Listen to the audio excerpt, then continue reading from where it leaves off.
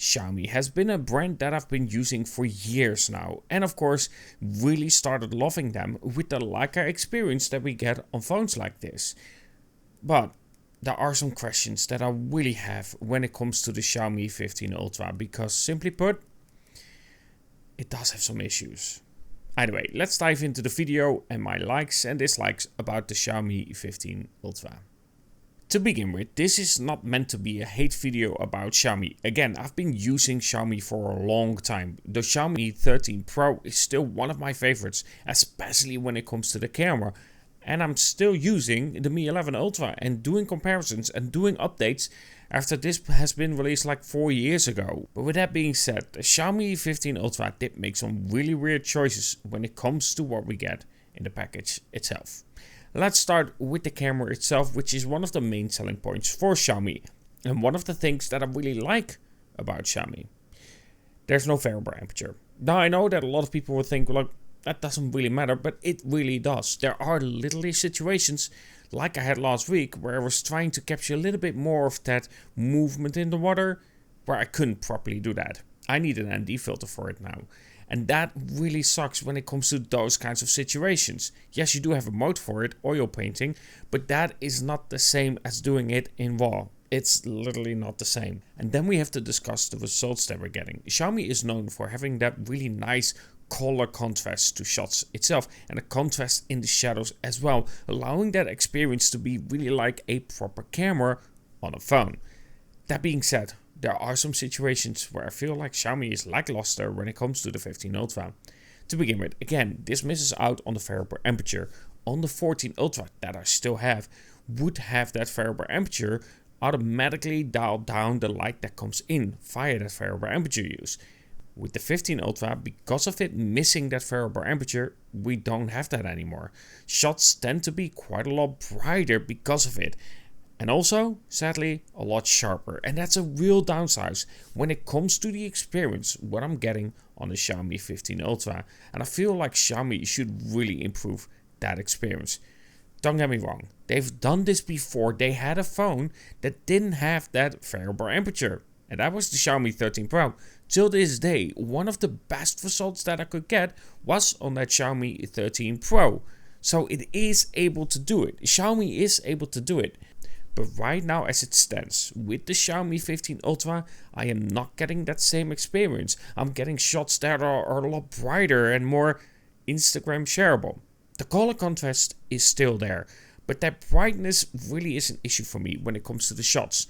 Yes, you can control the EV, but because of the lack of the variable aperture, every single shot I need to change it a little bit manually on where I want it to be.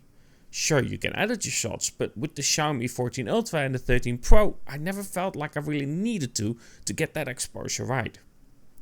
Then we have to discuss the artificial sharpening as well.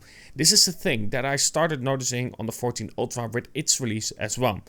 A lot of artificial sharpening, and that ruined the shot a lot of times for me, because artificial sharpening isn't details, it's trying to pretend like it is. With the Xiaomi 14 Ultra at its release, it had that issue as well. So I do feel like we will be getting updates where that won't be a problem anymore. But I'm reviewing it as it is right now, and artificial sharpening for me is a problem when it comes to the Xiaomi 15 Ultra, but mainly so when using that new periscope. Artificial sharpening for me is a real downside. Now the Xiaomi 15 Ultra I've been using ever since I bought it. I really wanted to test it out, test the new camera kit, test the capabilities of the camera itself, and I think there is a lot of potential for it. This definitely has a better start than the Xiaomi 14 Ultra ever did, because that one had a really poor start. But there are problems with the Xiaomi 15 Ultra. Problems that the Xiaomi 14 Ultra also had.